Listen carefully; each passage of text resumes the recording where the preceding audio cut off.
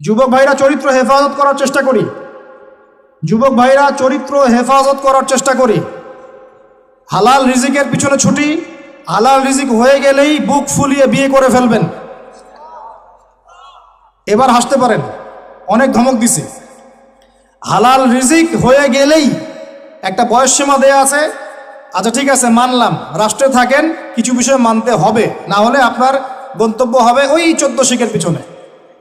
অতএব 14 শিখের পিছনে যাওয়ার চাইতে আচ্ছা মেনে নিলাম 18-21 না 18-23, আমি জানি না কত, 18-21, আচ্ছা ঠিক আছে সমস্যা নাই, নেন, মানেন, তাও মানেন। হালাল রিজিক হয়ে গেছে, বয়স হয়ে গেছে, মেয়ের পিছনে না ঘুরে বুক ফুলিয়ে বিয়ে করে ফেলবেন। বিয়ের আগে পরিবারে বুঝাবেন, বুঝাতে বুঝাতে যদি কাজ না হয় তারপর বিদ্রোহ হবে ইনশাআল্লাহ। আর মনে রাখবেন প্রত্যেক বিদ্রোহের পরেই সফলতা আসে, ঠিক আছে? আচ্ছা মাশাআল্লাহ।